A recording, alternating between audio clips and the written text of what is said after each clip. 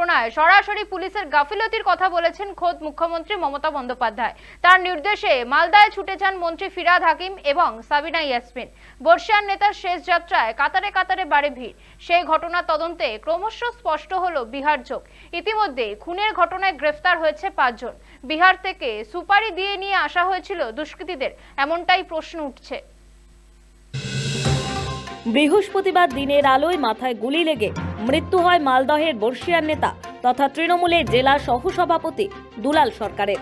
ঠিক যেন বলিউড অ্যাকশন সিনেমার দৃশ্য। তৃণমূল নেতাকে লক্ষ্য করে ফিল্মি কায়দায় ভরা রাস্তায় বাইক থামিয়ে চলে এলোপাথারি গুলি। রাস্তায় লুটিয়ে পড়েন মালদহের ইংরেজবাজার পুরসভার তৃণমূল কাউন্সিলর দুলাল সরকার। পরপর গুলি চালানো হয় তৃণমূল নেতাকে লক্ষ্য করে। একটি গুলি লাগে কাউন্সিলর দুলাল সরকারের মাথায়।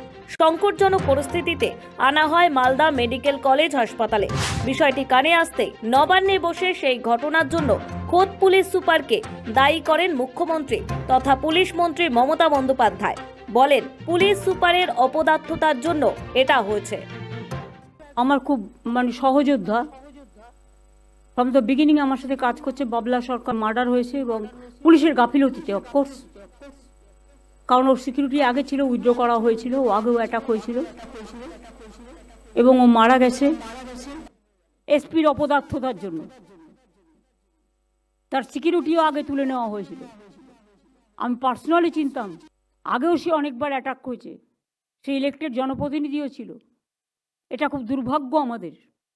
ওখানে বর্ডার আর কালিয়াচক নিয়ে যদি ব্যস্ত থাকেন তাহলে কিন্তু জেলার ডেভেলপমেন্ট হবে না। Please forget that. ওখানে প্রোটেকশন করুন। মুখ্যমন্ত্রী মমতা বন্দ্যোপাধ্যায়ের ক্ষোভ প্রকাশের পরেই তৎপর হয় পুলিশ। শুরু হয় ধরপাকড়, একের পর এক গ্রেফতারি। আর গ্রেফতার হওয়ার মধ্যে কয়েকজন বিহারের বাসিন্দা। ঘটনার তদন্তে নেমে বৃহস্পতিবারই 2 জনকে গ্রেফতার করেছিল পুলিশ। ধৃত মোহাম্মদ সামি আক্তার এবং টিঙ্কু ঘোষের মধ্যে আক্তারের বাড়ি বিহারে। পুলিশি তদন্তে জানা যায়, দুষ্কৃতীরা প্রায় 10 থেকে 15 দিন ধরে দুলাল সরকারের গতিবিধির ওপর নজর রাখছিল। এদিকে সেই গ্রেফতারির পরই মালদহের হরিশ্চন্দ্রপুর সংলগ্ন বিহার এলাকা থেকে মালদহ জেলা পুলিশের অভিযানে গ্রেফতার করা হয় আরও এক ব্যক্তিকে। ধৃতের নাম আব্দুল গনি। এরপরই বিহার যোগের বিষয় নিশ্চিত হয় পুলিশ। পুলিশ সূত্রে খবর, খুনের জন্য গত 10 দিন ধরে রেকি করেছিল দুষ্কৃতীরা। পুলিশ সূত্রে খবর, বড়দিনের দিনই দুলাল ওরফে বাবলা সরকারের ওপর হামলার ছক কষেছিল দুষ্কৃতীরা। কিন্তু সেদিন তৃণমূল নেতার সঙ্গে প্রচুর লোকজন থাকায় প্ল্যান বদলাতে বাধ্য হয়েছিল তারা। গত বছর নভেম্বরে কলকাতার উপকণ্ঠে কসবায় নিজের বাড়ির সামনে দুষ্কৃতী হামলার শিকার হয়েছিলেন তৃণমূল কাউন্সিলর সুশান্ত ঘোষ।